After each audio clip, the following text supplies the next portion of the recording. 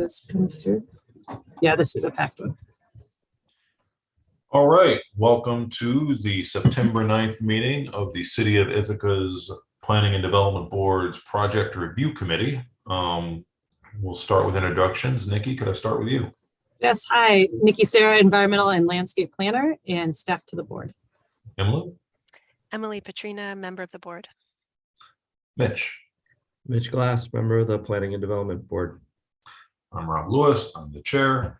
And first up, we have the William Apartments.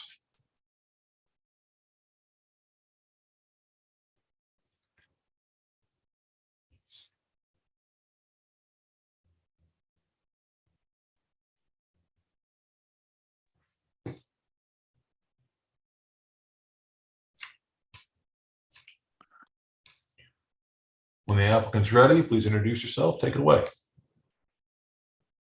All right, Jason Demarest, architect for Adbro Development. One Town, Seat Town LLC is the owner of the property. Chris Petrillos is here. He's the owner. Share my screen. And Jason, is there anyone else with you? Nope, that's it. Okay, great. All right.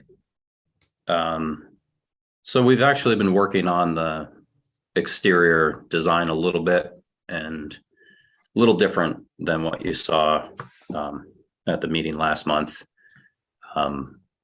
Changing the color of the siding on the inset front, just trying to articulate that row house typology. And then up top, we've got an idea for a composite panel system with a vertical trim component to make it look like a metal roof. So we'll elaborate on all the materials at this month's board meeting, but I thought I'd just show you the progression. There's a night shot. Lighting isn't fully developed yet, but we thought about some wall washers as downlight. And then there's a view from the kind of southeast where the stair towers are. We're playing around with the material change. We had that last time, but just working on that. Balconies now have brackets, working on the frieze design.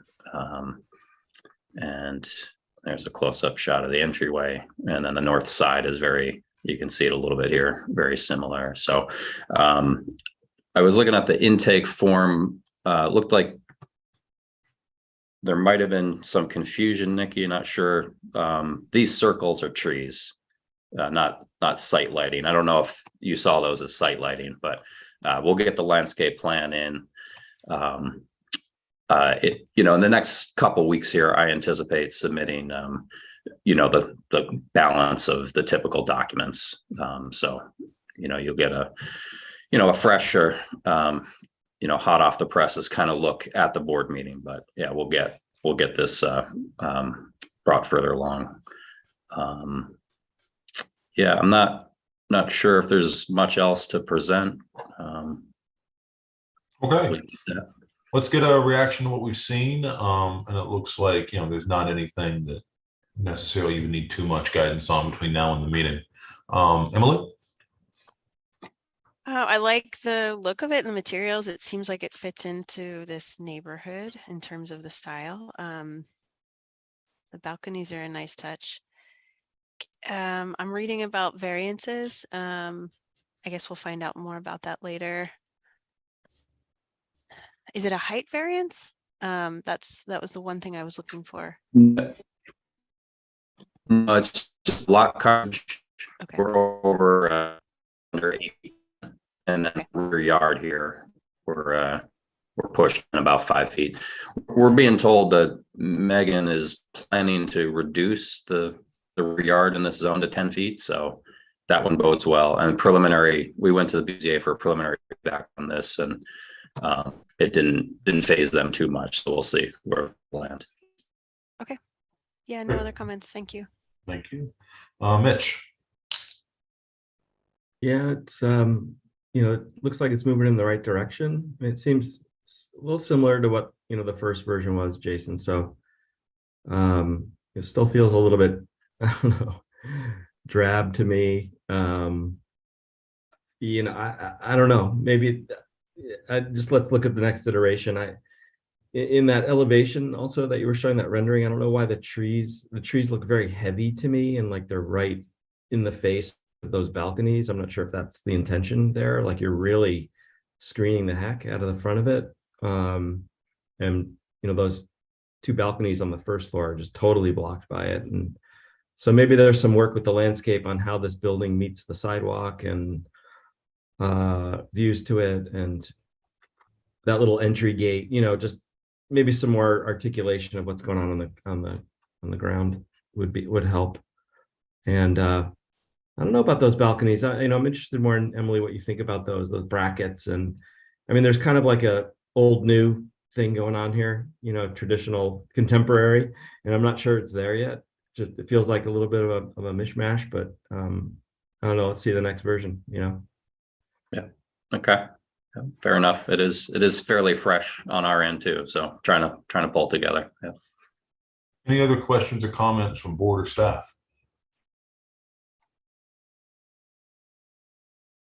All right. I feel pretty positively about the aesthetics here. I, of course, know the least about architecture out of anyone. But this project to me hangs together in a coherent fashion, and I'm excited to see the next versions as this moves forward. And I don't know that there's anything else we need to get through between now and the next meeting. It looks like the actions for the next meeting are just going to be the presentation, the lead agency, and public hearing, all of which you seem very, very ready for. So unless there's anything else from board, applicant, or staff, I say we leave it there. Oh, Emily. I would love to see just a photographic collage of the street view. And I know that in this rendering, you've got the adjacent buildings in Revit, but even something quicker and simpler that just shows the existing conditions of the two adjacent buildings would be really helpful, or 2 or 3 up and down would be really helpful. Yeah, great idea. Yep. Thank Okay. you. Awesome. Well, with that, I think it does it. Thank you very much. All right. Thank you. Next up, we have Squeaky Clean Car Wash.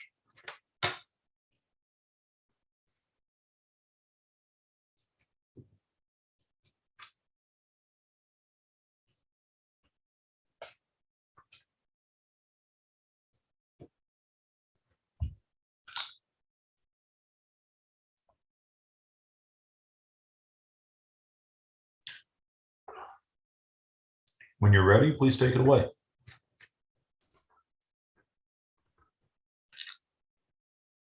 Good morning. Good morning. This is David Herrick with TG Miller, Engineers and Surveyors. Also have with us this morning Gary Sloan, the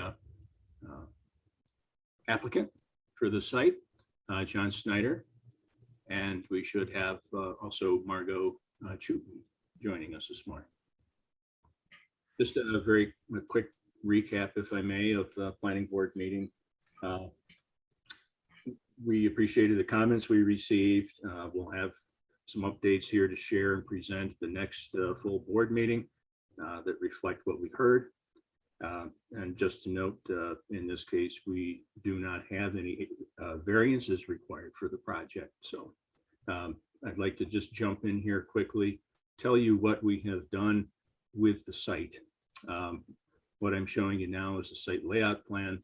We were able to kind of pull things together with the pavements and our curb lines so that we could reduce the total area of concrete and asphalt pavement to the betterment of increasing your landscape area by a fair amount. So in economizing on the pavement, we've been able to pull some of our parking away from south property line and provide some additional areas for landscaping. What I would note relative to the improvement in landscape potential here is that we've got rid of one of the vacuum stations on the backside of the building. There were 7, now we're down to 6. And we were able to pick up a couple of landscape areas off of the south and the north ends of the building so that we could, one, just provide some more natural buffer to the building, and also create some places where with appropriate plantings, we could have some snow storage. So this is what we feel to be an improvement relative to the landscaping. I would let Margot speak to what we'll be doing with next steps on the landscape plan, if you'd like, Margot. Sure. The landscaping is pretty straightforward. We have street trees on South Titus Avenue, and I was hoping to meet with Jean Grace to go over, some species selection. I know there's a Sephora that's out there currently. Not sure if that's really sure, so just want to touch base. And then really it's about providing some shrub planting along Meadow Street to kind of screen the cars. The other areas are probably some low shrubs and perennials for snow storage areas. Straightforward. We, relative to the building itself, some feedback that we received from board members was some interest in Gary's other facility at North Triphammer Road. And I'll let Gary and John speak to the plans for how we will revisit what we had originally submitted to the city for the building envelope and facade. So John and or Gary, I can flip through the next couple of slides here. Just give me a cue. Thank you. Okay. Good morning. So from a design standpoint, what we're looking to not essentially replicate, but kind of mirror to this site is the design of the car wash up in Lansing that has been fairly well received by the Village of Lansing over the years. This building, in terms of the articulation of the facade, is it's got essentially three sections. You've got the two ends with dormers, and you got a middle section. I guess if we could flip ahead, Dave, to our sketch. This is a sketch of what we're proposing, taking the Village of Lansing, the car wash up there as a guiding, as a guide for materials. In some ways, I guess what we're proposing is not using vinyl siding. We're looking at doing essentially a concrete block building with a lower band that would be of a stone-like material. And then the other sections of the building would be clad in probably a hardy panel or both horizontal and vertical siding. And we have the gable ends, which would be articulated with, kind of an expanded eave or rake edge. And this is just some sketches that we put together. If we can go ahead to the next, and just some material ideas that we're playing around with at this point. So we want to just get the sketch in front of you all just to have a comment about the design. And then we're looking forward to kind of advancing this to the next level and getting some, fairly nice renderings pulled together of the building. If I may, Nikki, could you let Gary Sloan in? I don't know if he's actually here in attendance. I do not see him in the waiting room. Okay. Oh, Karen Sloan. Does that? Yep. Got it. That'll work.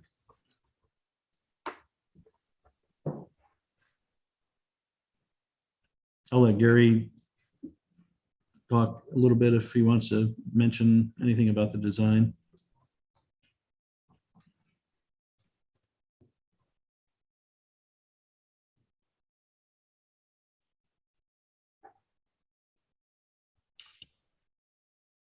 Gary, if you can hear us, you're muted, but you're in the meeting.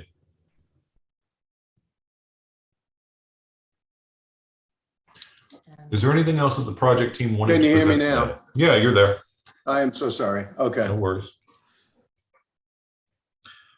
I think the final comment here is that we'll pull together much of the information that had been requested on the intake form and in time for the upcoming meeting in September. But we're certainly looking forward to any of your feedback and input right now on the direction that we're taking, with the building architecture. So I'd like to hear what your thoughts are on that.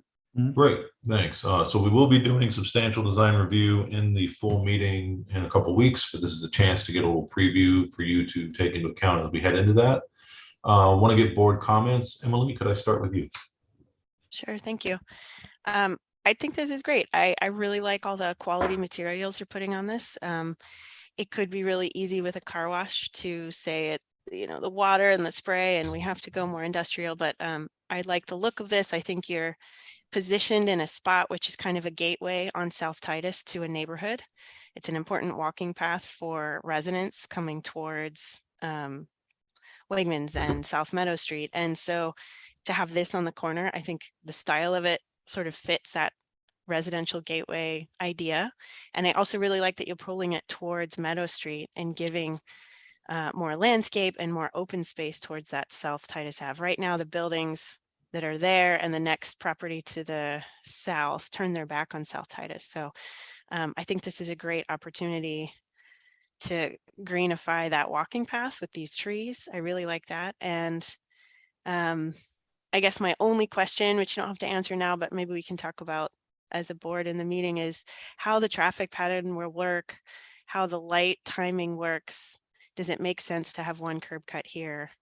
My reaction is it seems great to reduce all the curb cuts and down to one on a much slower street, but I'd like to hear from, I don't know if we need a traffic study for this, but anyway, traffic is sort of my question, but otherwise I think it's great. And I'm really excited that this project is going on this site. Thank you. Thank you, Emily. Mitch. Yeah, I agree. I like the changes to the building, the gables and things like that. I want to focus next meeting on the landscape. And I think there's a huge opportunity here to make this a real robust, substantive, beautiful landscape, kind of along the lines of the parking lot at the corner of Meadow and Court, I think it is.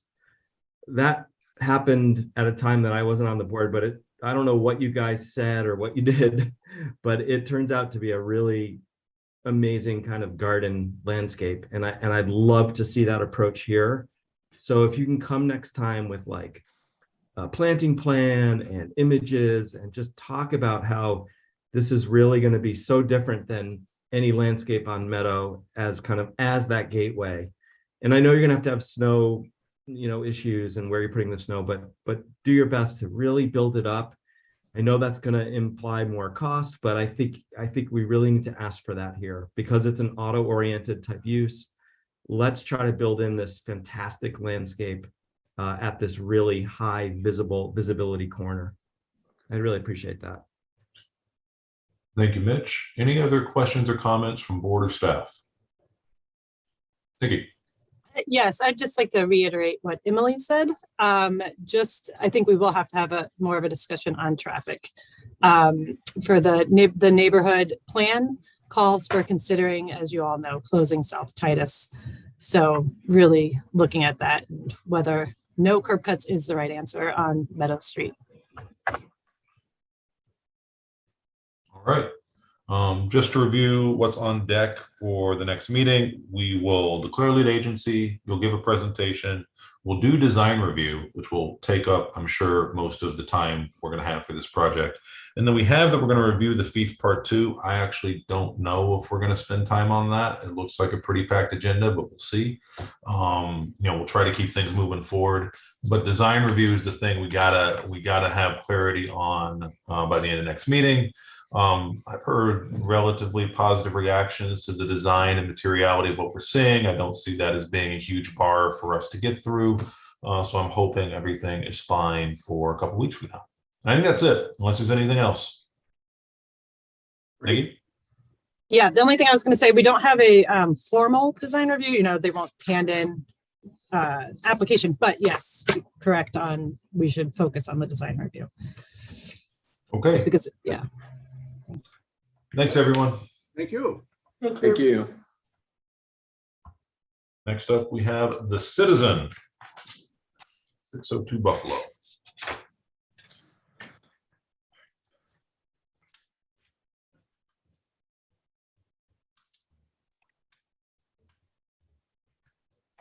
Hello, everyone. Hello, when you're all here and you're ready, please take it away. Yeah, so I'll introduce myself. My name is Bradley Wells. I'm a senior development manager with Vism, and I have here Tom Kinslow from Holt Architects, who's going to be doing the presentation for the Citizen.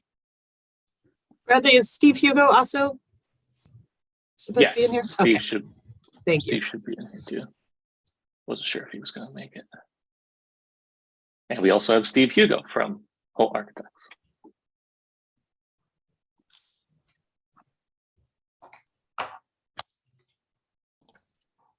There we go. Hi, everyone. Yeah, I'm in. Should I share my screen? I missed the introduction. Yeah, go ahead. Okay.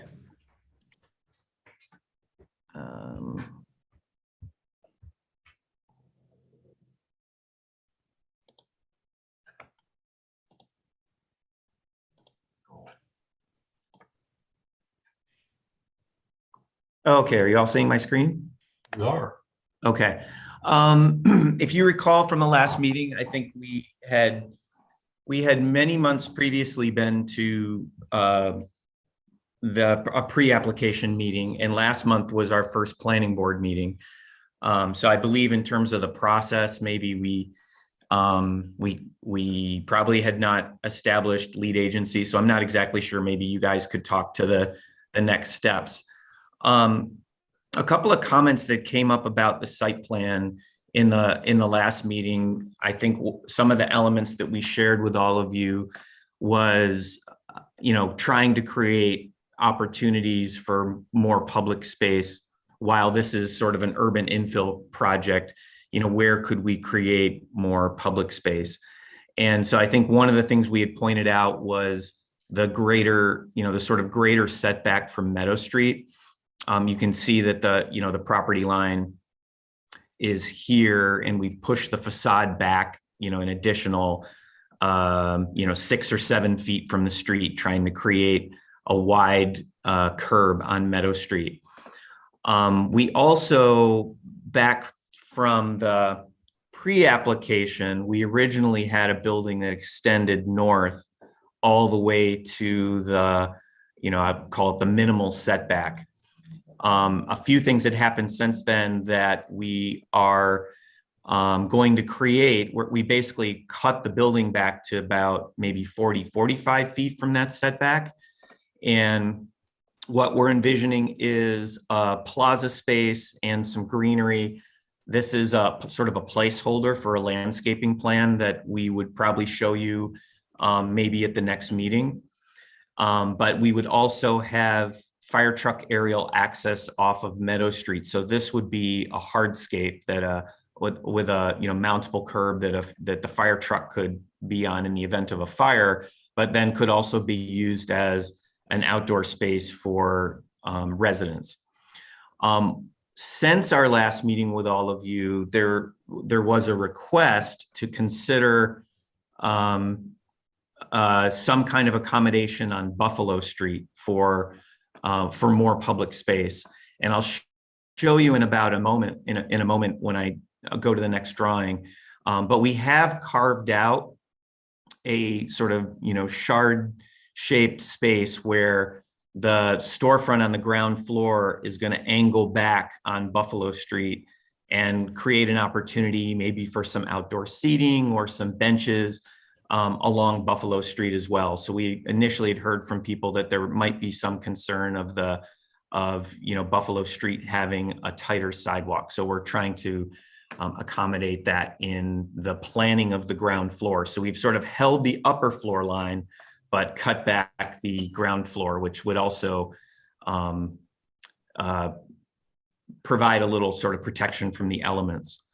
The elevations are, we're not showing you all elevations of the building today, but we sort of wanted to, look at one elevation as the, one of the primary elevations and get feedback from you before we sort of played that out on all elevations of the building.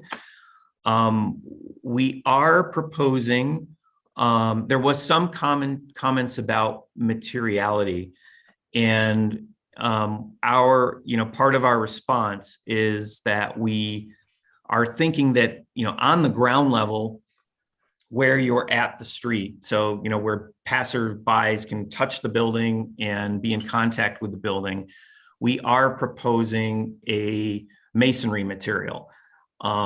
We've talked a little bit about ground face block, like the building up the street, but we're still resolving that with the owner team and the design team, trying to find a delicate balance. But we are proposing a storefront, a window system and masonry on the ground floor. So this would be retail on Meadow Street. So we're sort of looking into an active storefront. And the upper sections of the facade, we are proposing a fiber cement material with a sort of varying texture. So if you zoom in on this, what we're thinking about right now is some sort of, whether it's a horizontal fiber cement plank, but varying dimensions. So, say this bottom piece was 6 or 7 inch exposure, the upper section might be a tighter exposure. So we're getting a little bit of variation in the texture. And then we are looking at some slight color deviation. We had heard some previous comments, I mentioned this before, about, from some planning board members about other buildings in Ithaca that have this sort of checkerboard pattern. In our minds, we're seeing this color variation more like the subtleties of the difference between, the what you'd see in limestone, the sort of different variations of grays or blues. That's sort of our attitude about this, and not that it's, checkerboard. We are also suggesting that the corner of Buffalo and Meadow acts like a headpiece to the building. So it is the piece where the masonry comes down and touches the ground. And it would be, perhaps this grayish color. And the rest of the building is sort of the body of the building and might be more of a warmer color, maybe more like a warm stone. And then we're beginning to play around with this idea of some accent panels, which sort of came out of some questioning by your board and then some discussions with the owner group. And, we're sort of really liking the direction of that sort of third level of articulation on the facade. These are, obviously the placeholders of the existing buildings. This coloration is not 100% accurate, but, does give you an idea. This is a sort of channel glass stair, the patinaed copper of this building and the stone of the other building. A reminder, on the ground floor, we have, potentially retail spaces that face Meadow. We have a community room for residents in the building that faces Buffalo. This would be, that space that we're beginning to carve out for maybe some seating or, an area that could be occupied by tenants. And then we have a building core. We are parking underneath the building, which, we think a great thing about the design is that while we do have under building parking, it's greatly concealed and hidden from, view from the street. Hey, Steve, I'm going to interrupt you. I'm sorry. Yeah. We only have 10 minutes per project today. It's just super tight. Yeah, Rob, I'm actually done. So you can consider that wrapped up. My apologies for going on. No worries. It's just tighter than a normal PRC meeting this time. Understood. Yeah, I'll turn it over to you guys for comment. Thanks. Emily, could I start with you? Yeah, thank you. I like this building a lot. I think pulling it away from Buffalo and Meadow is really smart and gives a distinction instead of a wall, like the other buildings are kind of right up against Meadow. So that feels like that corner is going to be treated better for the pedestrian, which is really great. I like how you're visualizing and talking about the two different tones of materials, the darker gray and the warmer, lighter gray in the back, and it really breaks up the building, I think, in this elevation. So I hope that as we see the materials develop, I hope that kind of distinction carries through. I guess one thing that I'll be interested to see as we move forward is what the spaces in the back between these buildings are like, because an infill project can create some really cool, interesting spaces for residents, but also spaces that might be dangerous or dark or otherwise scary. So if we can explore those, there's a lot of those kind of tight spaces in the back. As we move forward, that would be great for me. Thank you. Thanks, Emily. Mitch. Yeah, I like where this is headed. I really like the accent color strips. I think that's really good, and I would take that farther into that other part of the building. I like the cutout on Buffalo. I'd like to see more detail along Buffalo and Meadow. Like, give us a zoom in of the sidewalk condition and the dimensions, and how close are people to the cars? Is there landscape there that's a buffer? How does that really work? I think that's the next step here. But also the facade appears a little flat. Maybe that's just the drawing, even with the color accents and things. Like, is this going to be like a severely flat building around all sides, or are there places where you can build in shadow lines and projections? And I think a little bit more explanation of that would be great. But I think this is moving in a really nice direction. Thank you, Mitch. For my piece, I'll say I think I'm the board member that complained about gray. And I really do appreciate the little bit of accent. It makes a big difference in how I read this building, and agree with Mitch that some more development there could be more exciting. Want to check in with Nikki on any comments or things we should be thinking about. Sure. Thanks, Rob. Well, I also agree. I like what you've done with the building a lot, and I think it's starting to look really great along Meadow. I think a board member mentioned this last time, and I as well would love to see what it looks like on Buffalo, especially with those two residential houses next to it. And I think comments for where you are, yes, we will declare lead agency, Steve, that's right. And then you also have a public hearing and a presentation. So that's where we are for this month. Okay, thank you. Anything else we should be talking about today on this? All right, folks, we'll see everybody in a couple weeks. Yeah, thank you very much. Thank you, Thanks. everyone. Thank you. Next up, we have the East Hill Fire Station.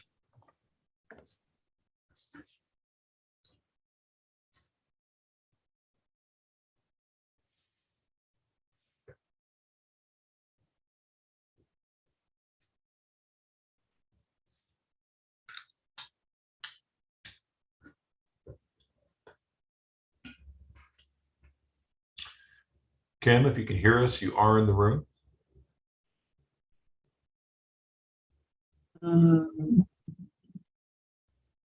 Yes, I can hear you. I'm just getting it all. There we go. Sure. Good morning. Well, take it away. It's Firehouse first, right? On your Firehouse agenda? first. Okay. So I'll just throw up a picture of the illustrated site plan. Just give you a little update of where we are.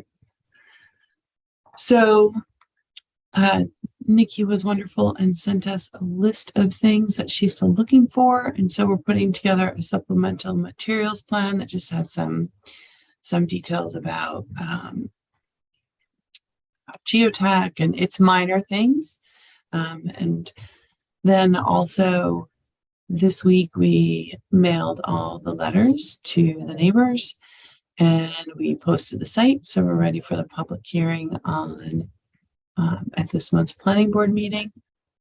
And we are internally working on a visualization that shows the building in 3D with the site design as it stands today. In your packet, the building images are kind of floating in space. And so we're hoping that by the time we come to the planning board meeting, you'll be able to see the building in context with the site. And that's where we are. Great. I'll say that there are a ton of actions on deck for this next meeting. We're going to have a brief presentation, declare lead agencies, have a public hearing, do design review, and review the FIF Part 3.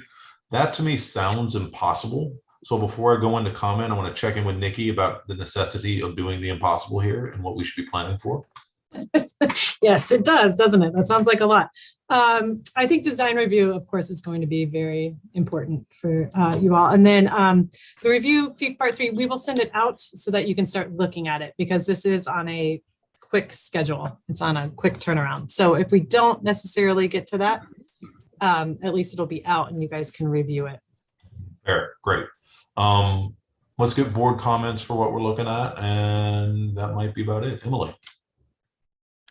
I don't have any comments. I'm thrilled that this project is moving and getting a new home, but I don't have any other comments right now. Thanks. Thank you. Mitch? Yeah, no comment, really. Great. Nikki, is there anything I'm missing that we should talk about today? I don't think so. Okay. So that probably does it for today. We'll see you in a couple of weeks. We got to get through a lot, but I don't necessarily see any glaring problems with getting through that other than schedule. And if we end up not talking about the part 3, we'll at least have it to review. That sounds great. And I'll see you in a couple weeks, and I'll also see you in a few minutes for Cornell. Sounds great. Thank you. Okay.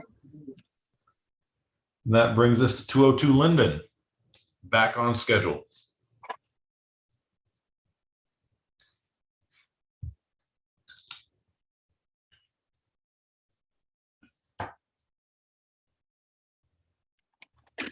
Hello again. When you're ready, Hello, please take it everyone, away. Nikki, we should also have Steve. I hate to forget about him again. He is not in the waiting room right now. Not in the waiting room right now. Unmute. Steve is just re-engaging his computer, and you also have Adam Fischel from Marathon Engineering on board with us, who is doing site civil and landscaping. Yeah. Steve is trying to find the link. That's what we get for trying to get a coffee. Good morning. Yeah. Is Steve the one running the presentation, or can you guys move forward? Steve is running, and he's got it. He's got it up. He'll be right up. Just let him in. Yep, there he is.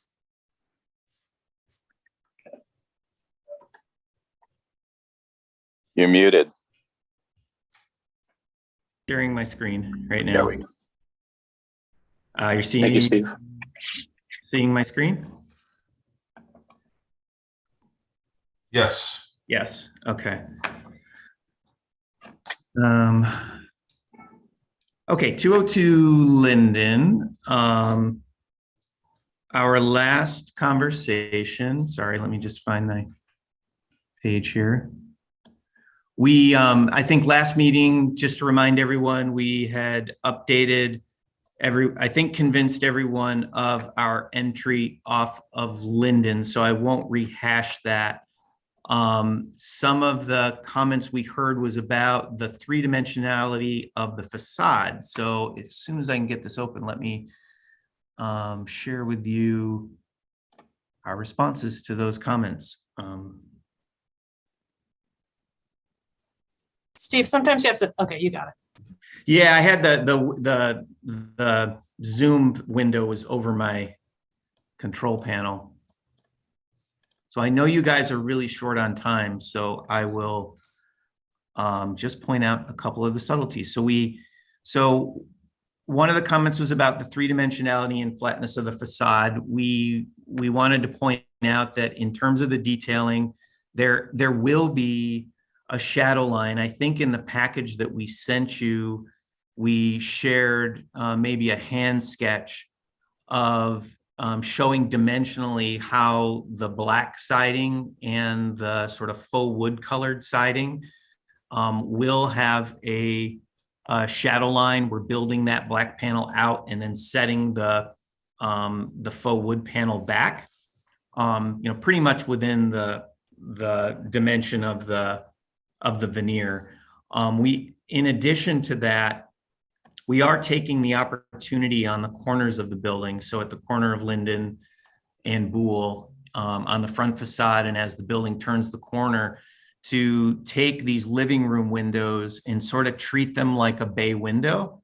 So they're projecting, maybe now in this image it's showing 6 or 7 inches out. So they're slightly cantilevering out past the rest of the building facade. Somebody made a comment about a covered, some kind of cover over the entrance or creating some more 3-dimensionality. We can't show a solid canopy there because it would push our lot coverage over 50%. But we are picturing maybe something like a sunshade or, kind of pergola-like structure that creates some 3-dimensionality and some shadow line over that entry, assuming that it's not going to, push us over on lot coverage. As the building turns the corner on Boole Street, we've created the bay window projection on sort of both ends of that facade. And then there are the series of, slightly recessed wood panels that would have sort of a shadow line profile in the corners. Adam, did you want to quickly, was there anything you wanted to add on the landscape? Is Adam on the call?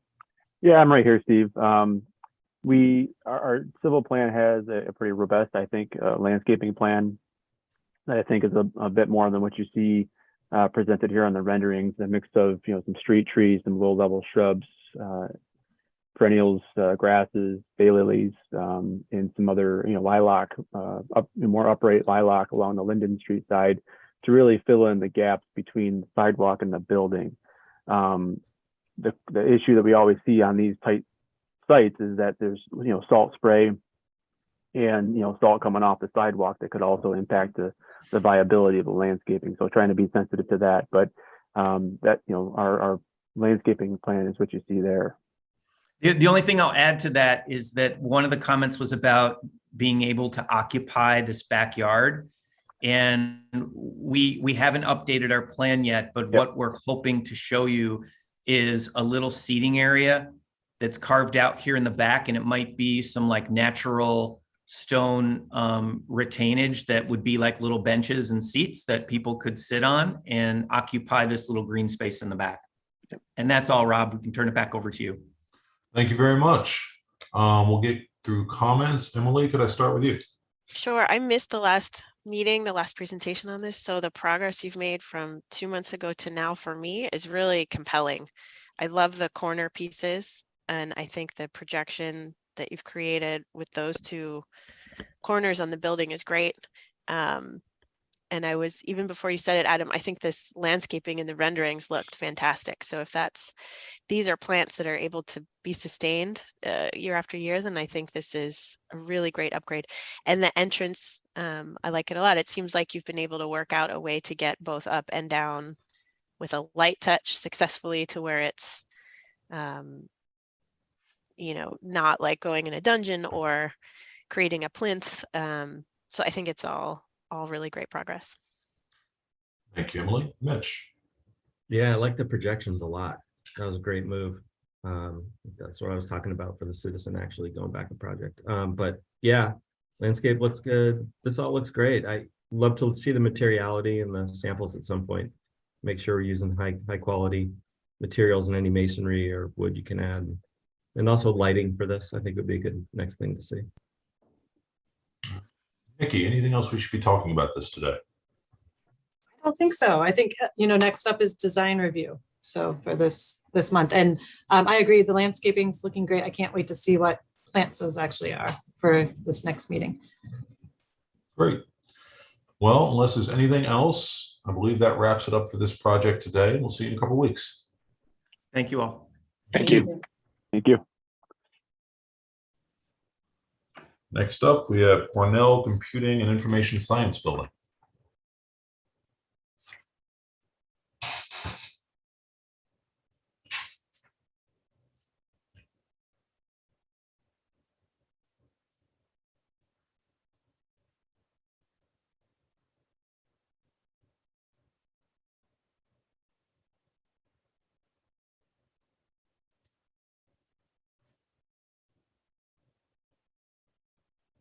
When you're ready, please take it away. All right. So Cornell, CIS, I'll just throw the site plan up here. So for this one as well, Nikki asked when we met at the planning board last month, there were a couple things in the part 3 that Nikki had flagged that she wanted some additional information on. And so we have, we're ready to put out, we're probably going to bring it to you on Monday, Nikki, a supplemental material package. It'll have all the things that she asked for, you know, the names of all the trees that are being removed, the names of all the trees that are remaining, the geotech report, how many outdoor seating and bicycle racks there will be. All of those details will be in there. We have invited the landscape architect and the architect to join us for this month's planning board meeting at the request of some planning board members, so there can be some design conversation. And we're hoping that you can make a seeker determination this month, and that we can move on from there. I will check in with Nikki at the end of this about how close she thinks we are to that. Emily, could I start with you on feedback? I don't have many comments on this. I think after we get through seeker, it'd be great to zoom into the node that connects the building a little more in greater detail, but that's all I have for today. Thank you. Mitch. Yeah, no, not many comments. I think it'll be great to have the designers in the room so we can have some conversations. You know, I still have questions about the landscape and how this thing is oriented to the street and views and screening and all that. So that'd be a good conversation. Great. Nikki, want to check in on the feasibility of getting through seeker this upcoming meeting? I think it is feasible, especially if, as Kim said, we'll get that information as soon as possible, just so I can turn it around and get it to you all. Okay. I'll say that I have some anxiety given that we want to have a design conversation at this meeting, and we want to get through seeker, and both of those can be substantive and take a lot of time. So we'll do our best. But, you know, if Nikki says we're close, then I believe her and we're close. You know, if you want, I can ask the landscape architect and the architect to come at the October meeting for the design conversation. Just if you wanted, if you think your time is limited, you can't really do anything until we finish seeker. So sure, feels like the priority to me, but whatever you want. I know there are board members that are excited to have those conversations, and I don't want to push that off. I will say that that is a good conversation for applicants in general to have with staff. I feel like staff really has a sense of what needs to happen at each meeting to keep the ball moving forward. And that is a great offline conversation to have with staff. Okay. Nikki, I'll reach out. Yes, we can do that. Okay. Anything else for today? I will just add, sorry, Bob. No worries. You know, we're tight. That I think it is important that they come, the architect and the landscape architect, because there are a lot of design questions. So just great. All right. All right. I think that's it for today. Thank you very much. Okay. Thank you. Next up is the Hive.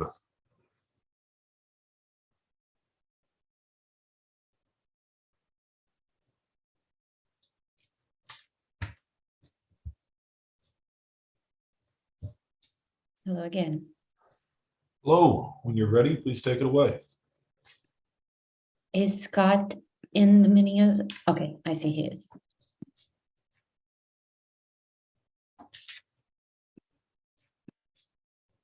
He will be presenting.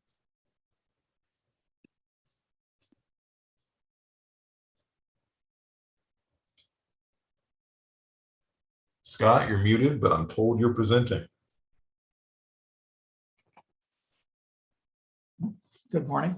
Good morning. I'll start my video here.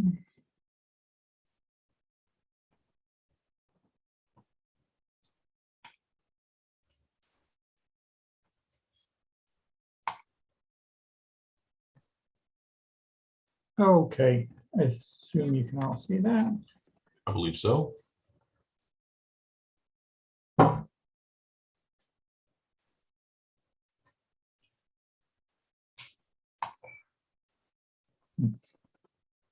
Just froze a second. There we go. Okay, so I'm here to present on the Hive. We've obviously seen this a bunch of times before. The main thing I wanted to discuss today was a change to this, courtyard area, the kind of entry court. We're making a bit wider to accommodate fire truck access. So what we'll be doing is removing about 9 feet off the end of this south building in order to make, have this courtyard meet the requirements for an aerial access fire road for this north building. So, the result of that is we're going to lose 2 interior parking spaces and then one space on the street, as well as, it affects 2 apartments on each floor as well. We have the same number of apartments. We basically lose a bedroom in each one. So, this just shows the details of that. Aerial access fire road has to be at least 15 feet away from the building, and then it has to be 26 feet wide. So we're looking at, a portion of this being a mountable curb. We're going to, try and still keep the actual driveway to 20 feet. And that, this is all stuff we're talking with the fire department about. So this is, we did some new elevations just to show, the effect of that. I know that's, something you'll be concerned with. We think, the effect is fairly minor. Again, it just, the building gets about 9 feet shorter. And then again, this is, the other side, just shows the impact on that. But again, we think it's fairly minor. And then Laura, do you want to talk about the mural selection? Yeah. So I believe in the last meeting, we discussed that idea. I had about inviting the community to vote on the murals. That will happen probably later after the final approval. So it was proposed that we present what would be this framework for us to select. This is our proposal. I discussed that with Ithaca Murals. So we would submit a call for qualifications and request artists to submit a letter of interest with a bio, examples of previous work, and then they also would prepare either a proposed mural or an inspiration board.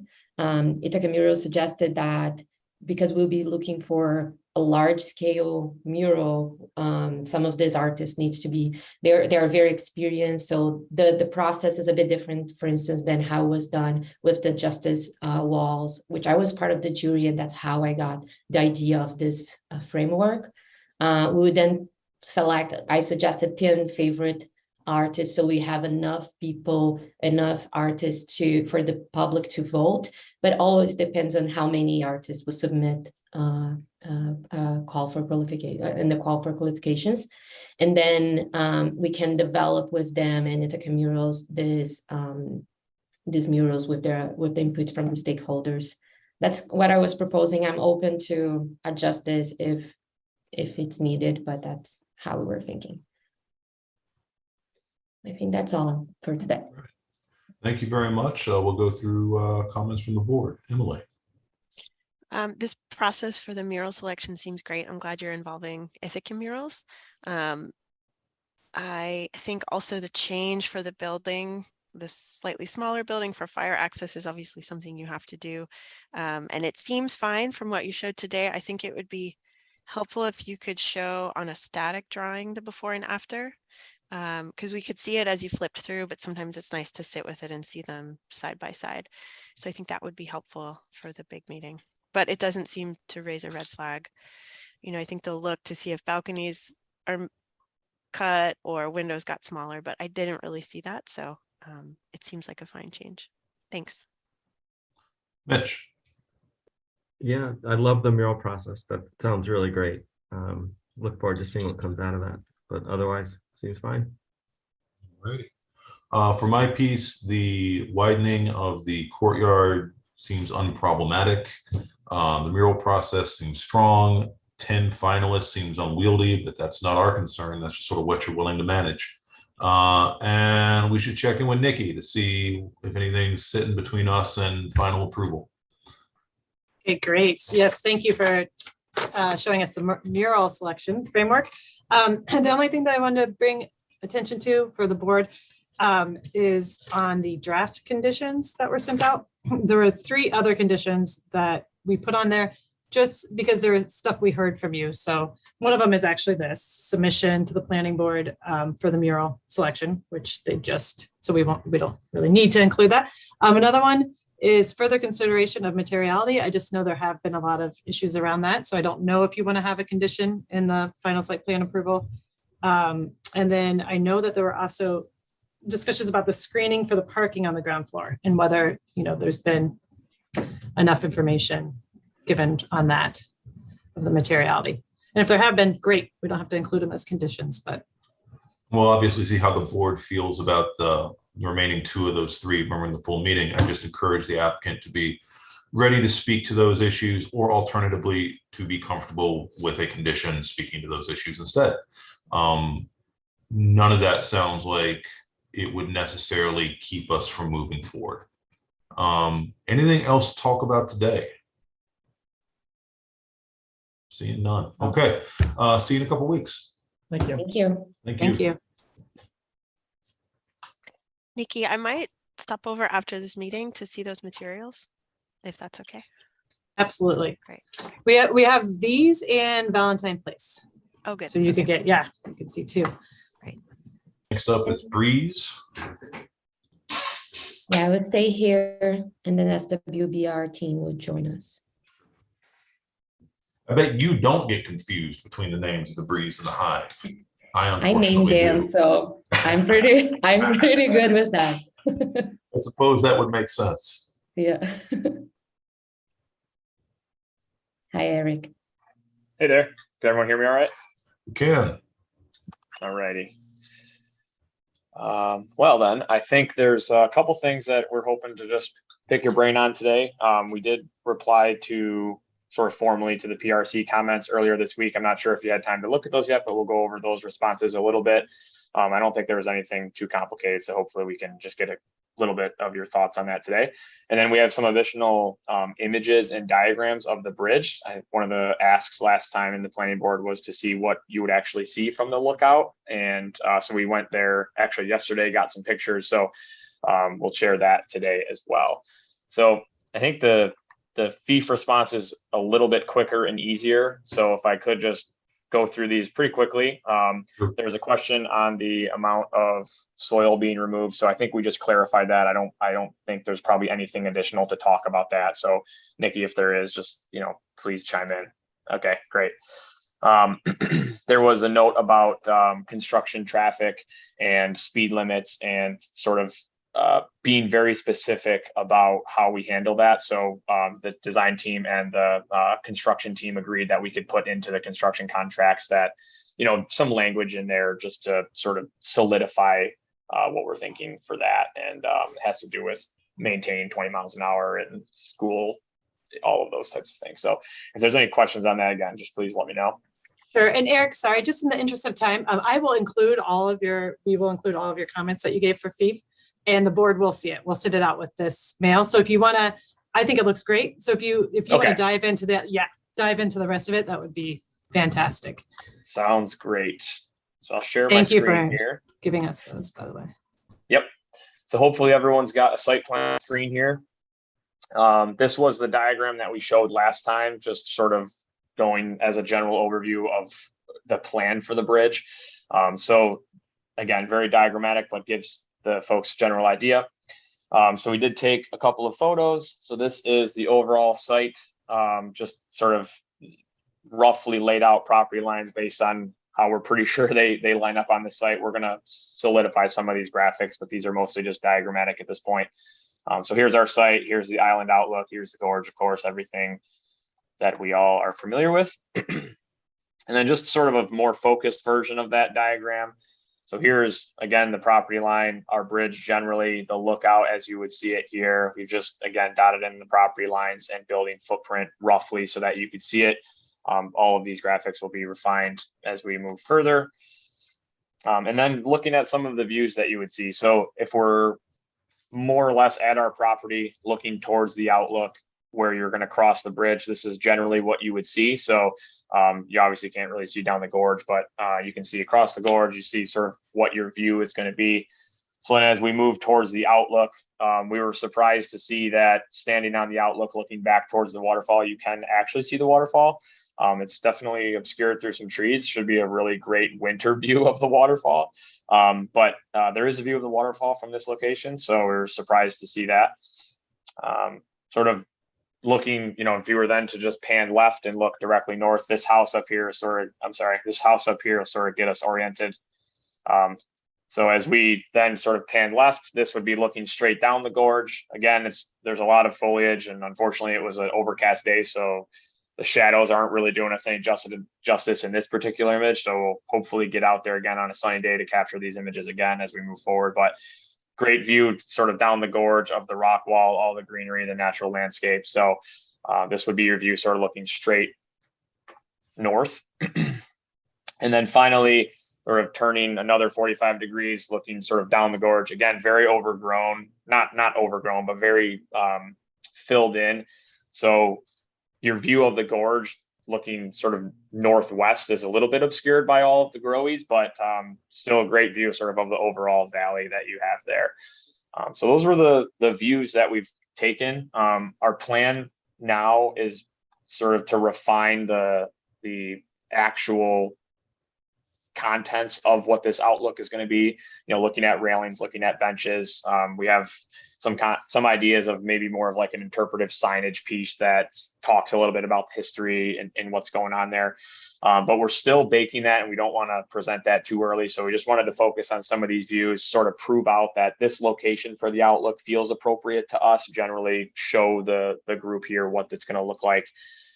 So with that said, our plan is to probably a graphic maybe somewhere in this range showing, instead of a diagram, something that's a little bit more refined that shows a more like what we're really going to be doing.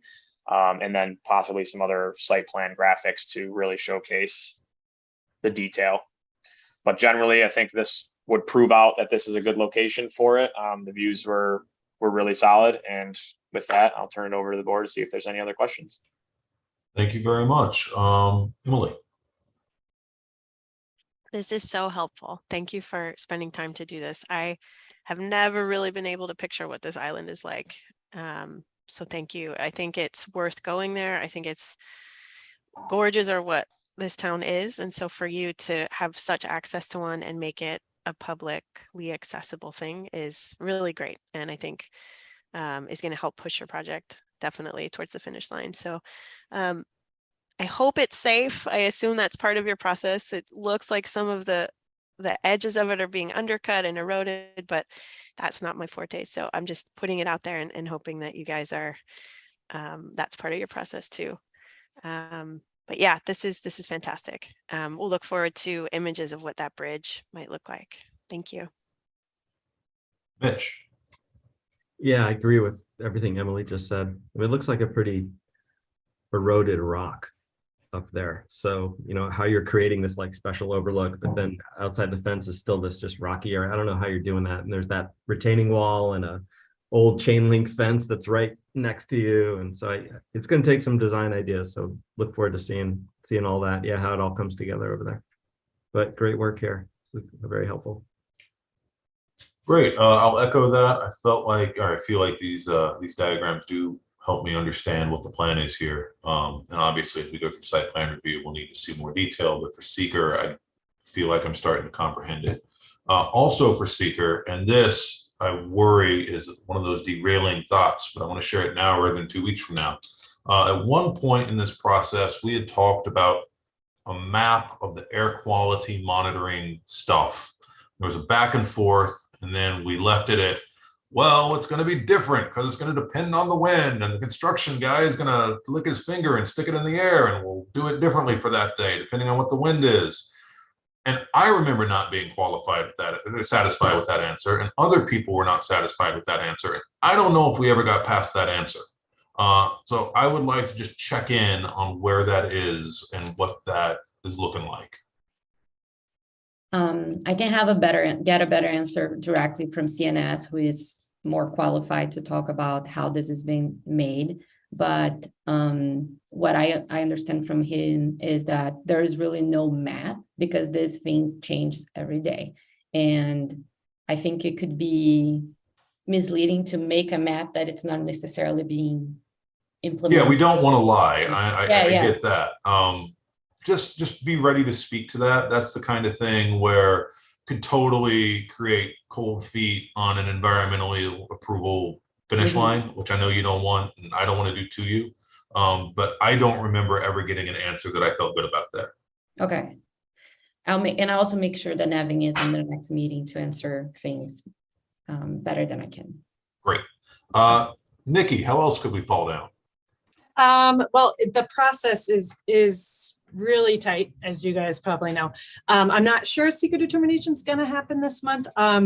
We do have the development agreement that's going back and forth with the city and the applicants, and that really needs to be finalized, but with the Planning and Economic Development Commission, and their meeting is September 21st. So I'm not sure that's going to happen before our planning board meeting. So there's still some process. And then there's also the recreational river permit. We have not received that application, and that's going to be really important. The conceptual diagram's great, and thank you so much for the views, but we really do need to get into some of those details of grading, since it's a sensitive area. Yeah, that application is ready. I'll send that to you hopefully today. Excellent. Well, a lot of moving parts, very exciting project. And I wish you best of luck in the meetings that happen between now and the next time I see you. Thank you. All right, I think that's it. Thank you very much. Thank you very much. Bye. Next up, we have Valentine Place.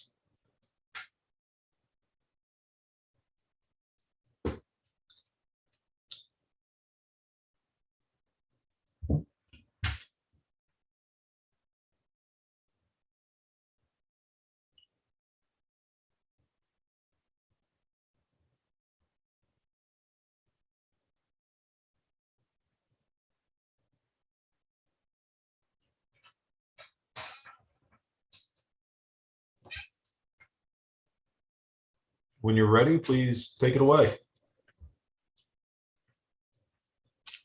Hello. Hello.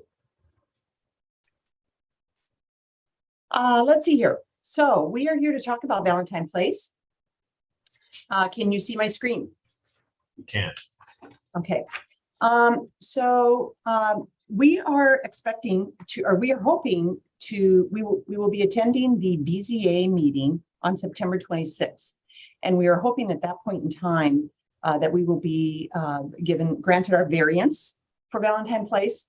And so therefore, we are hoping to come to the planning board to the September meeting on the 27th. And we are hoping that you could consider both preliminary and final site plan approval at that point in time.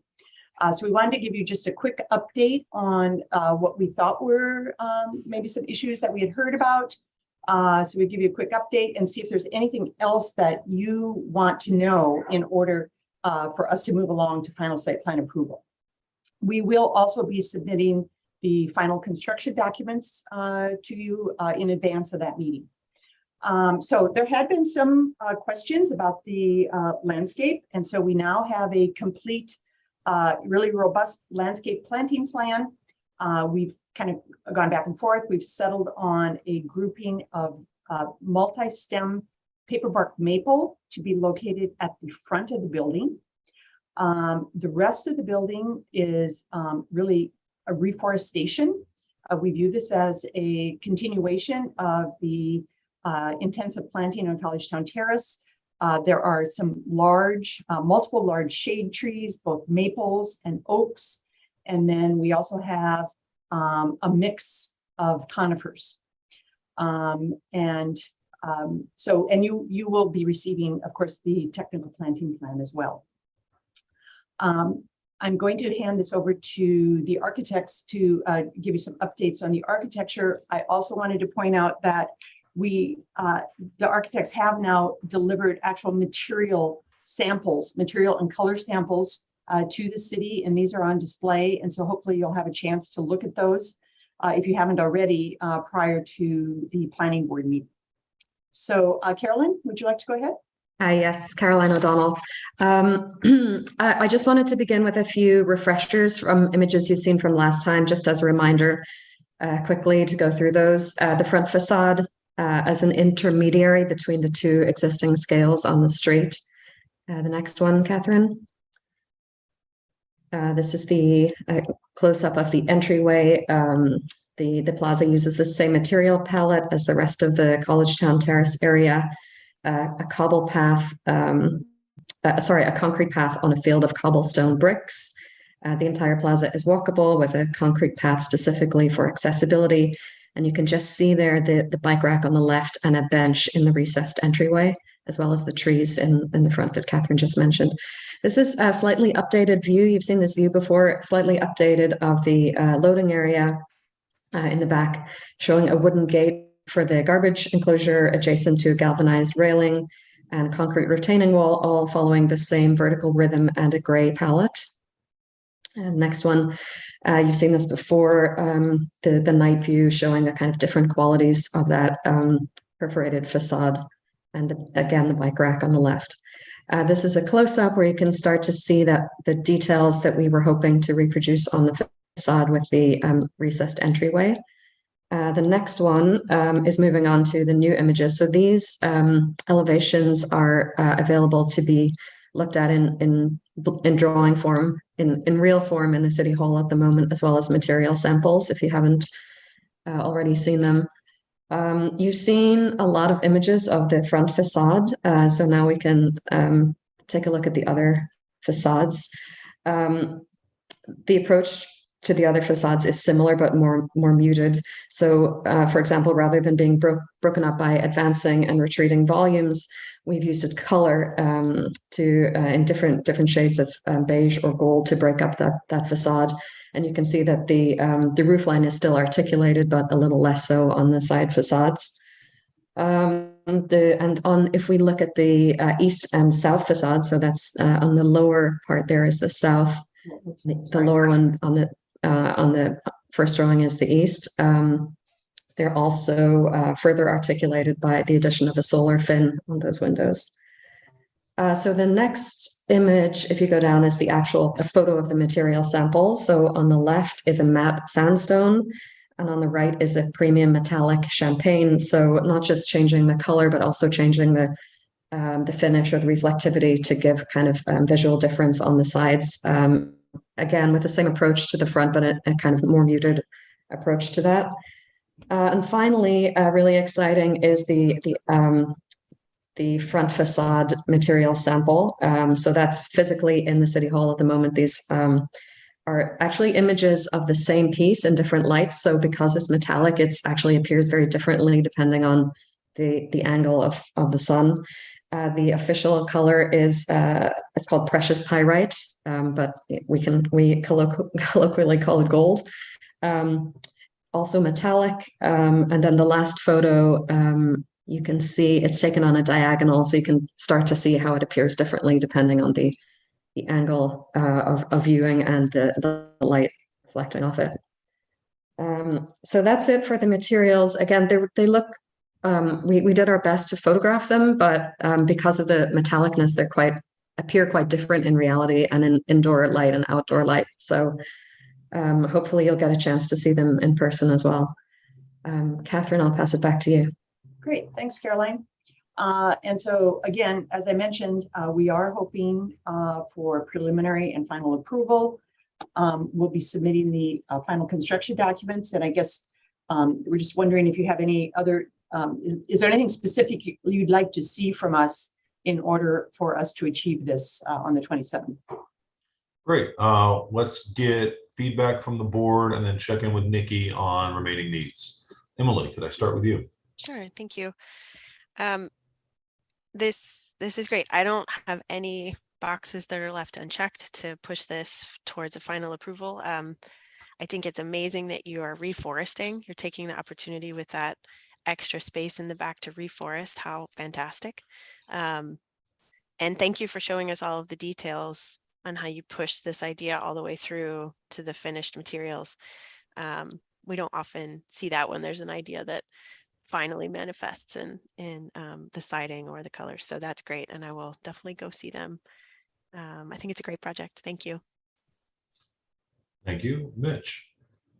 Yeah, thanks for the site plan. That's really helpful, and the reforestation idea is really great. And just agree with Emily, what she said about the metal panels. Like, we don't often or ever see this kind of thoughtfulness and articulation of metal panels, and how the finish and the textures and the forms all come together in a kind of holistic project. And I just think this is a great template, and I wish more developer-driven projects would like see this and use this as a template for how to design buildings in the city.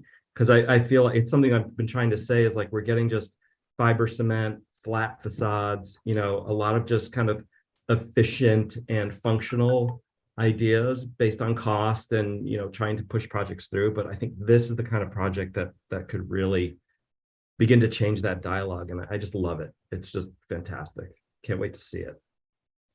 Thank you. Nikki. Yes, thank you. This all looks great.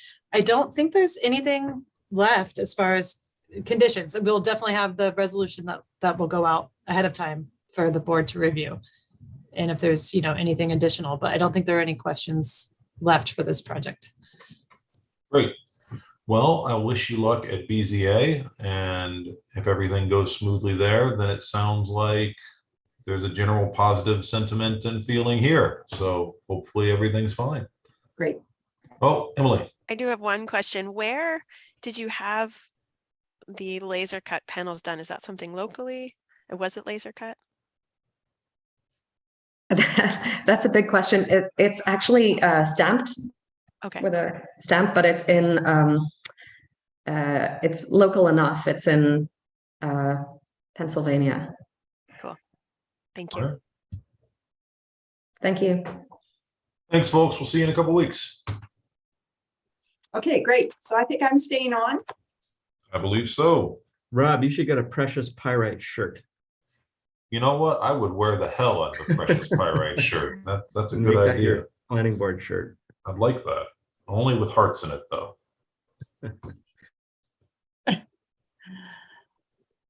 Okay, Catherine, comments? Indeed. Okay, so let me share my screen again. And you can see my screen? You can. Okay, good.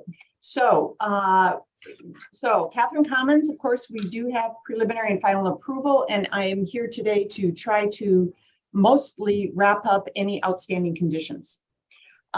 These are the conditions of approval, those that we need to respond to. And I've highlighted in blue the ones that we're going to cover today. So it's the first one, which is the detailed planting. The second is already approved. That's the treatment of those cement walls, and we did that via email. Third is the site lighting. The fourth, nighttime renderings, that one will come at a later date. And then finally is just the site details, and including glass samples. And, you know, frankly, a lot of the site details are really not changed from the design review.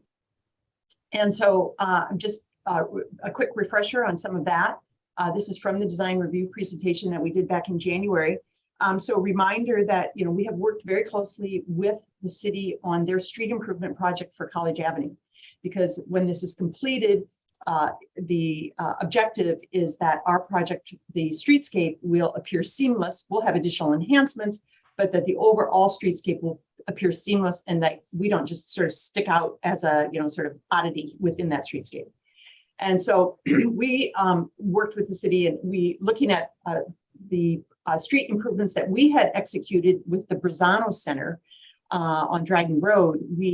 And that's what you're seeing here in the photographs on the bottom right. So the city agreed that we would adopt the tree grate and then the use of the granite block seating, as well as the bike rack. And so that is our, sort of fundamental basic accessories that we're using on our project, and that the city is also using up and down College Avenue. The street light for College Avenue itself is what you're seeing right here. So that will occur on College Avenue. We then are introducing a different site light feature on the side streets and into our site, which I'll review with you. Let's see, just looking at the overall site plan, reminding you that so the paving is all simple scored concrete, with the exception of at each of the corners to address the grading. We've introduced these tiered granite seating in these plaza spaces.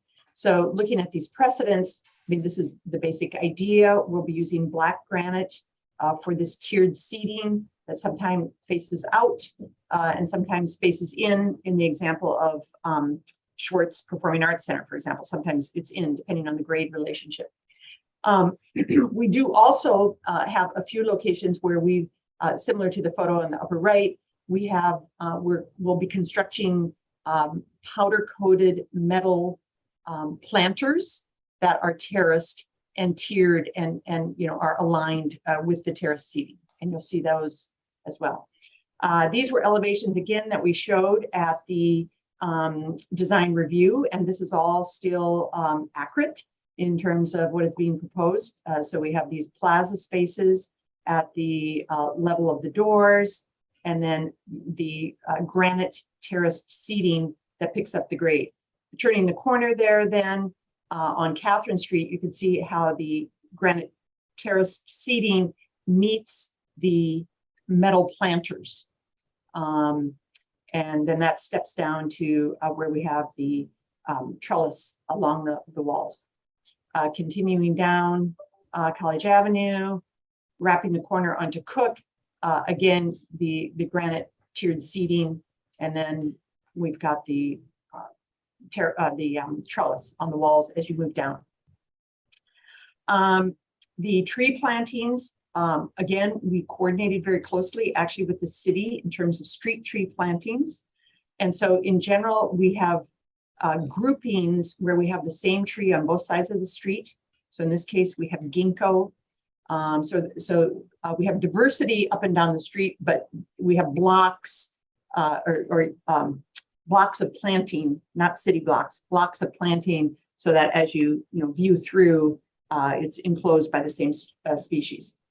In this case, ginkgo.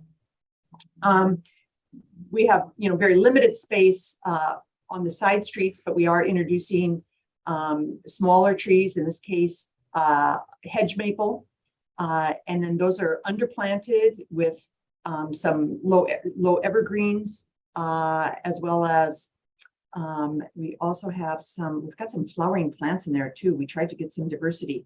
Trying to remember what that, sorry. We've got the, that's on the street down. I guess that's a block away, sorry. We also have planting deep in the site, some larger trees, some Betula nigra, Zelkova, Carpinus. And then in the, we have these areas where there are light wells. There's a wall along the street, and then in the light wells there are Pachysandra ground covers and hydrangea vines that grow up along those walls. Then moving down, so once we get south of Catherine Street, then this tree species changes. So this will be a Gladitia in this location. Also along the side street, upright hedge maple. And then within the site, we're using river birch, Carpinus, usually mostly river birch, Carpinus, Zelkova, Hamamelis, some Rus aromatica, Oh, the light here along the street, this was of interest to the board. On College Avenue, this is where we have the stoops. And then we have the planted areas adjacent to the stoop. This has a curb around it. It's curbed. We have a dwarf oak leaf hydrangea and epimedium ground cover. And that's repeated up and down the street here on College Avenue. And then this dwarf oak leaf hydrangea repeats itself really throughout. So that, flowers through this time of year, has some nice even winter interest. And then a lot of low junipers as well to try to have something green in the winter. Just here showing you the range of plant pellet of our deciduous trees. And the ground covers. Oh, we also have some Hackanachoa in some of the planters as well. This is the glass sample for the building. So this is actually for the building. And I don't know if you actually need to see this in person, but it's clear glass. I think that was, I think that the interest was in what the color is. So this is the sample of that. Let's see, then moving on to light fixtures, the lighting. Again, so on College Avenue. Catherine, I'm sorry, I'm going to interrupt. Yes. Because in theory, I only have 10 minutes per project today, and we've just done that. Okay. And I do want to check in sort of what's remaining on this, what we need action on today. It looks to me, just from your initial list, that the conditions are either responded to or something that won't stand in the way of final approval. Is there anything else you want to make sure we see today, just so it's not a surprise in a couple weeks? Well, actually, okay. So one thought, Rob, was that we might not have to come back to the board if people were. So we have final approval. These are conditions, right? If we need to come back to the board, that's fine. The only thing I haven't shown you are the light fixtures, and we don't have all that. I mean, the bulk of the lighting, frankly, is handled by building mounted. Sure. This yellow tone here is the building overhang, and so this is fully lit, under the soffit, right? And so this is the site. Actually, this is the site light fixture that we used at North Campus. This is what we are introducing on the side streets of Catherine and Cook, as well as internal to the site. Same fixture. Here you can see it also. And then we also have some bollard lights. And then here are the wall sconces throughout the site. So I think that's everything I had. That's Great. Everything I have. So let's get responses to what we've seen. Emily, can I start with you? This extra detail is really helpful. It's such a complex project, and you have a really wide range of trees and shrubs, and I appreciate all that detail. I think it feels appropriate, and each area is going to be distinct and really well planted. The lighting looks fine to me. I'll leave it up to Rob and Nikki if it has to go to the big meeting or not. I feel like everything's been checked, so it feels comfortable to me. But thank you, Catherine. This all looks really great. Mitch. Yeah, fantastic. Looks great. I don't think we need to see this anymore. Great project. Didn't know dwarf oak leaf hydrangea existed. Thank you. Fair enough. I tend to agree. I think this looks really sharp. I want to check in with Nikki if there's anything we want to make sure the larger board does see. No, that's up to you guys too, whether this needs to come back to the board meeting. The other thing we could do, and I was thinking about this, I know we get a lot by email, but since you've seen this, we could just send it to the full board, the presentation by email, and say, let's do that. Let's send it out by email. I don't think there will be any appetite to make this go through a full board presentation. This looks real tight, and really appreciate you walking us through it. Great. Thank you very much. Thank you. Okay, so we will plan on not attending unless we hear differently. I think that's fair. I don't think we'll need you to attend. Okay, great. Terrific. Thank you. And that brings us to City Harbor. I have to jump here. Oh, sure. But thanks. Thank you, Mitch. All right. thank you. See you all. Bye, Mitch. Bye. Yes, we're about to get outnumbered here. Big, large team. Yeah. Big project. Big project.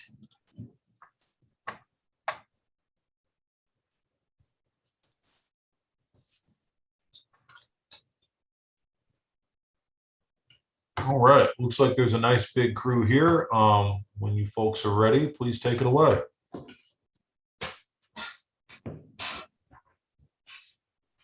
Okay. Yeah, Steve. Yeah, sorry. Should I start off, Scott? Where are you going to start off? Yeah, sorry. We just had a little sound problem here.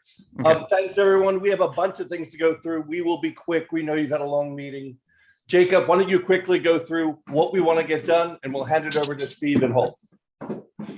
Yeah, so we have sort of three separate parts of the site that we're going to be looking at today, and so I think it makes sense because they're sort of disparate to talk about each one fully, and then move on to the next, as opposed to us giving a full presentation. Does that work for you, Rob? That's fine, as long as we can keep it moving. That sounds great. Okay. So the first part of this is going to be Steve. I think if you want to present the building architectural component of this, and then once you're done, we will look at more of the site plan component. Okay. I'm sharing my screen, correct? Yes, we see it. Okay, so I'm looking at the packet that we all sent to you, and I know, Rob, you guys have been really tight on time, so I will do a faster presentation of this than I initially thought. And David, you could feel free to weigh in here, but we recently, you guys have seen this project a number of times. On the architecture, I believe we have final approval. What has changed is that we have gone out to an official bid. There had been estimating and earlier bidding of small packages previously. Everyone has heard what's happening in the world with regard to construction costs. We've had some projects coming in 30% over, in some cases almost twice what they expected. So the Reedman Company has a really great engineering and project management department that we worked with on in terms of some value engineering for this project to make this project possible. And but the goal all along has been to maintain the look, the feel, and the critical ideas about this project. Some of the elements, as we listed in the letter, we identified this when we were going through the BZA, was that the step backs create a lot of inefficiency in the building and the creation of loft apartments, which are both more complicated, more expensive to build, and less return on investment. So we've had to look at changing the floor system, which wasn't previously allowed because of issues with regard to meeting the zoning back over a year ago. I will just add, the other element of this is that the zoning has changed for this area of the waterfront. So the step backs are no longer required. And we verified that with the city in terms of, they're basically saying if we didn't require a variance today, that we could, according to the BZA or zoning, make these changes. So effectively what we're looking at is a building design where we have essentially created a building that is a flat roofed building that has a sort of faux mansard. I'm going to actually go to the current design. As you look at this building, I think you might struggle at first to find the changes since the last time you saw the project, but namely the step back at the 5th floor of the Point West and the step backs of the other buildings have been eliminated. But we've maintained a lot of the same sort of similar detailing. I can kind of go back and forth. I know this might be hard online. Yeah, that'd be helpful. Yeah, so the before image, so I'll point out to you, there was a slight step back in this 5th floor, of about 4 or 5 feet. When you got to the Point East building, there was a little bit of a sloped surface, and then this 5th floor was stepped back. and these loft windows sort of went up and kind of broke the eave line. In the current design, you'll see that basically that wall edge, the load-bearing walls have been straight down, which was always an issue in terms of cost. And we found out, with supply chain issues, even worse. Steve, can I just add one other point on that as well? Yeah, please, David. Yeah. So the flat roof also provides us more room for mechanical equipment on the roof itself. Previously, we had shown these renderings of City Harbor that came from the vantage point of a drone or a helicopter, right? And so what we've done here is preserved the look from the ground. But by putting more flat roof in, it's allowed us to move some mechanical equipment and eliminate low ceilings or an extensive use of soffits within the apartments themselves. So yeah, some of this is about value engineering, but it's equally about enhancing the living space that the residents are in. So I just wanted to add that one point. Sure, and thank you, David. Rob, this is a side-by-side on one page, which is probably even more helpful. It's only one vantage point, but you can see a couple of things here that I'll point out to you. The point of the point west is slightly lower because to be within the 63 feet of building height, we had to bring this point down slightly. So it's a little hard to see, but it is slightly lower than it was previously. And you can see here, the load-bearing wall is continuous from floors 4 to 5. And then if you look at the sort of the subtleties here of how the building turns the corner, again, this is basically stacking all 5 floors of the building. Okay. Let's get feedback and see where we sit there. Emily. Yeah, Robin, I'm sorry, 10 seconds. This is a roof plan describing what David was describing to you. So you can see there's basically a flat roofed area in the center of these buildings, which would conceal mechanical equipment. And the lower plan is a roof plan of the original. Thank you. That's all. Sure. No, that's great. Thank you. Emily. Hi, thank you. I still think these buildings look great and the materials are still great and high quality. And I think the experience to people on the trail and across the water doesn't change. But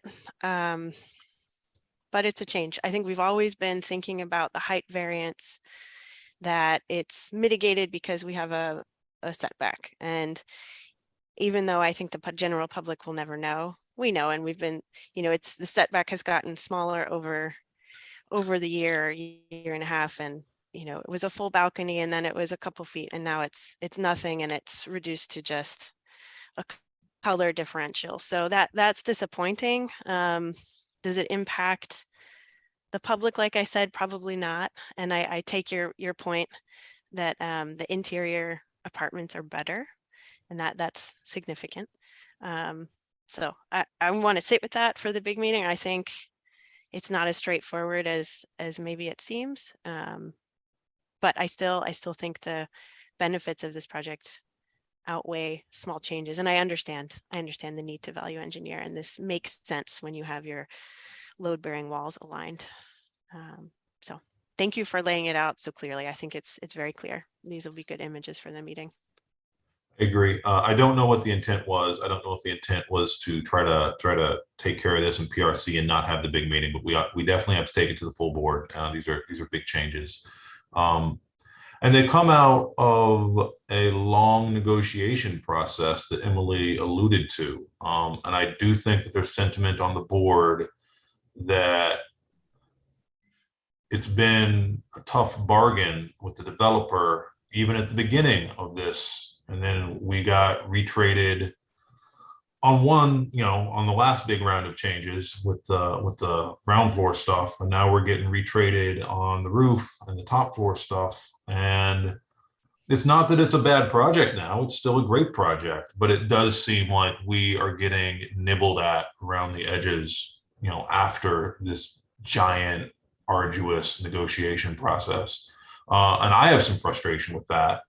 which is not to say you won't get your changes approved. I think it's very likely that you will.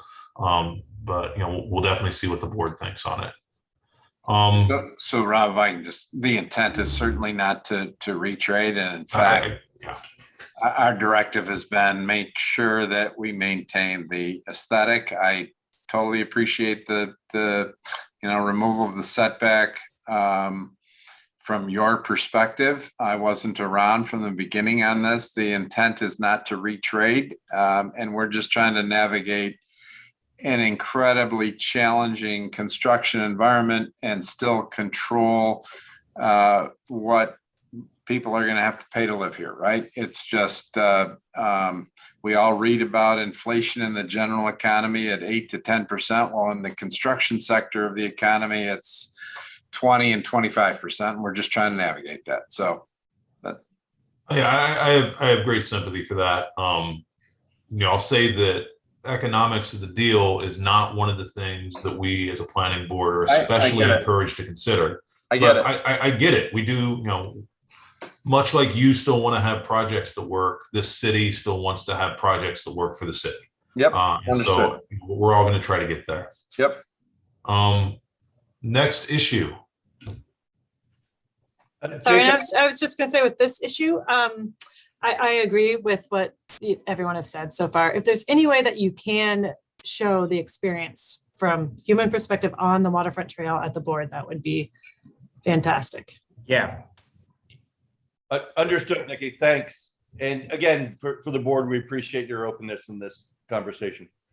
Jacob, what is next on our list? So Steve, thank you. I will share my screen and we can take a look at the Newman clubhouse, as well as the Kayak Launch. Those are both conditions of final site plan approval that we needed follow-up on. So this is sort of the follow-up. We had some really good conversations with the city staff in the planning department and the public works department, specifically regarding the clubhouse. I'll just show you a quick reminder of where we were previously when we got final site plan approval. We had this parking area directly adjacent to the Newman clubhouse. And we had started to work out, some of the golf cart parking and how this could work. This was sort of a holdover from the original site plan approval that we got over a year ago. And so after conversations with city staff and the golf course management, we are looking at an update to that. This is the plan that we have come up with. If it will come up. And this was originally proposed. This general layout was originally proposed by city staff. So we have gone through and worked out some of the geometries of it. David Herrick and his team have put this together, and we've also looked at some of the circulation and the entrance experience of the clubhouse as well.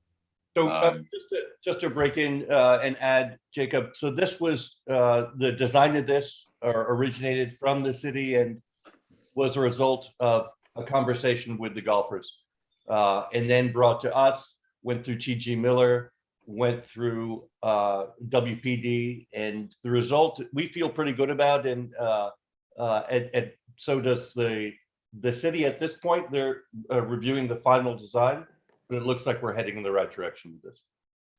Yeah, so there may be some updates to this, some adjustments prior to the full planning board meeting, but we expect that this generally is going to be the layout.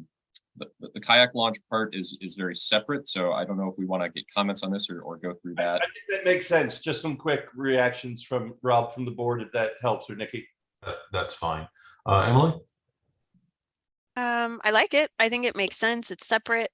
It's clear. I don't see any red flags necessarily. So I think this is a great strategy. Nikki? I agree. And I think the meeting was very productive, and thank you for doing this. This looks good. Great. Let's look at the kayak stuff. Thanks. Okay. So if we, just to orient us, we're looking at the kayak launch down here. This is the former haunt location.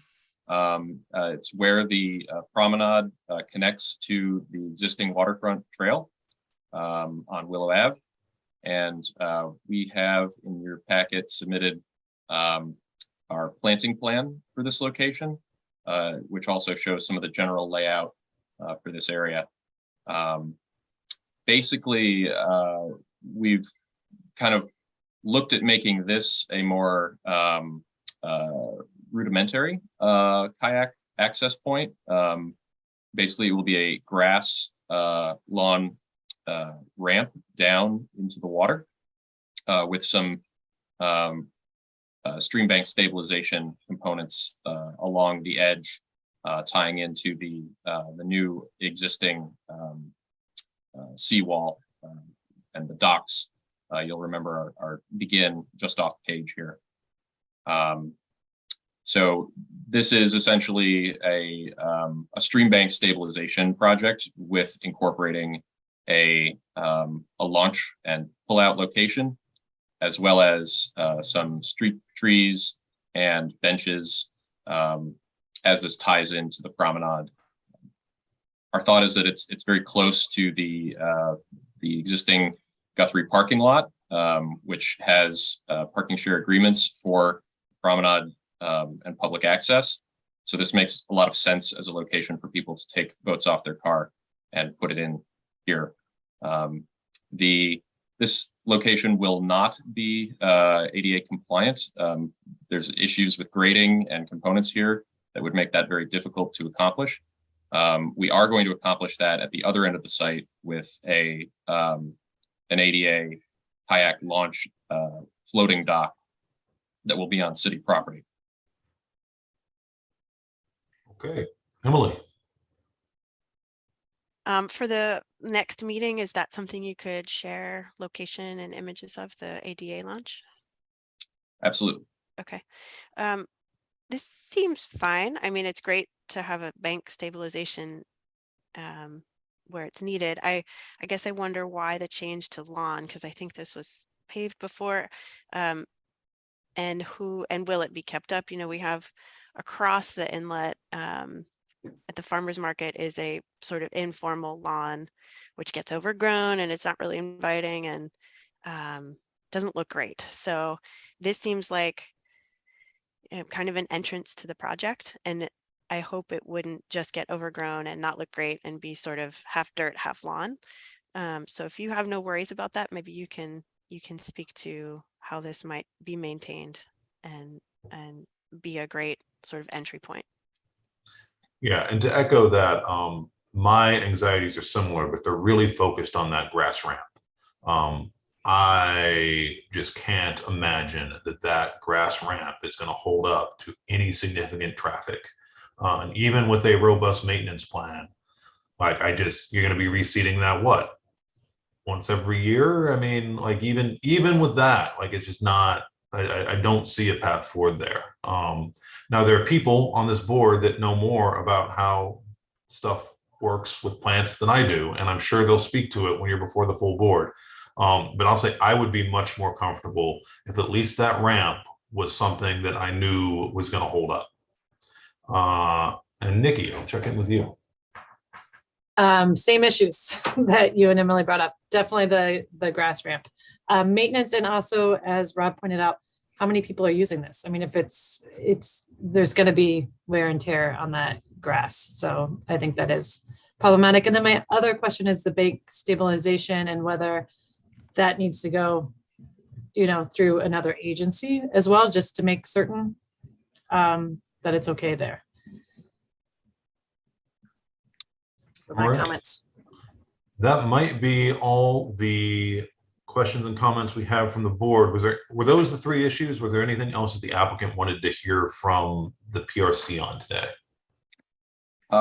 No, I would just note that when we're going to the full planning board meeting, we will have a couple issues or actions that we'll be requesting relating to other conditions of approval. Sure. And I believe we've shared some of our proposed language with city staff for some really semantic alterations there. But that will also be on the agenda. And we'll look at this kayak ramp. I think those are reasonable comments. And we'll have a more robust discussion at the full board of our intent here. And we'll also look at those issues in particular. Thanks. Thank you. Nikki, is there anything else we should talk about on this project today? I don't think so. I think that was, yeah. I think the building and visualizations will probably take a while at the board. Sure. Planning board meeting. I think that's likely true. Well, I appreciate all that. That was very interesting, and we'll see you in a couple weeks. Thank you. Thanks, everyone. Thank you. Thanks, everybody. That brings us to agenda review. Rob, excellent job as always with the time. Yes, great job. Thank you. Yeah, I tried to make this larger than usual. Does this look okay? All right, excellent. And I'll just start, but let me know if you have any questions as we go. We'll have 2 minutes to approve June and July's to start out. We do have a special order of business. It's with the Ithaca at 215 East State, and it's just they're requesting approval for a leasing office as active use. And we'll have more materials for that with the mailing. I hope they're replacing what they have in the window now with a leasing office, because it's not active. It's just a PT table. Right. Okay. Yeah, we should talk about that and see if that's, yeah. Okay. And then City Harbor, which I know we don't like to do this, but I might give them a little more time. Yeah, I think hearing all the, There's too much to go through then. 20 minutes, and we'll be behind afterwards. Yes. Okay. I will give them more time. Captain Cummins, we do not need to see at the full board. Great. Valentine Place will be contingent. The BZA actually had to move their meeting in September, so it's going to be the Monday before our meeting. So the agenda will go out like this, but it will be contingent on whether they get their variances granted. And remember, we do have the materials if you want to. I know Emily's going to come and see it, but if anyone else wants to see it. Breeze Apartments, we're going to talk a little bit further with the applicant and see where we are with the development agreement. I'm really uncertain about the secret determination, but I do think they should come and talk about the overlook again and the bridge and try to flesh that out if you guys agree to keep that conversation going. Yeah, we're gonna have to see that a few times, I think. The Hive, potential preliminary and final site plan approval. CIS, potential secret determination. And I know, Rob, you did voice some concern on that, whether we will, but it is potential. So we'll see what, their presentation is. 202 Linden, the gym, design review, and then review of CEF parts 2 and 3. East Hill Fire Station, very large, many actions. Lead agencies, pretty cut and dry. But as far as design review, focusing on that, and then that FIF will be more for you guys to look at, the board to look at, before the meeting. Citizen, public hearing, and a presentation. Squeaky clean, lead agency design review. Again, I'm just putting that there. It's not the formal one, but important nonetheless with the Southwest Area Design Guidelines. Will there be a formal one? For the Southwest, we don't have that yet. We don't have an application for the Southwest Area Design Guidelines, but just keeping them in mind, as we review. So I didn't know South Titus was going to be closed. It's in the neighborhood plan to consider it. And Is there anything to read about that that I could It's the South Side Neighborhood Plan, which is a document that's floating around. Yeah, okay, I'll Yep. find it. Yeah, I can send that to you too, Emily. Okay. I'll send it to you. No need to look. Okay. And then we have the William Apartments, which will be public hearing and their presentation and, probably further design. These are interesting. This is sign review. So as part of site plan review, they are supposed to come back and have their signs, reviewed by you all. So Lux may or may not be on the agenda. They might need a variance for where they're placing the sign. So, but it's a monument sign. And then the Ithaca will come and we'll have more materials for you to look at for their signs. Do you know if either of those are going to request a variance for their signs? I know that Lux might have one that that they didn't think they needed. So there is, that's why it might not be here.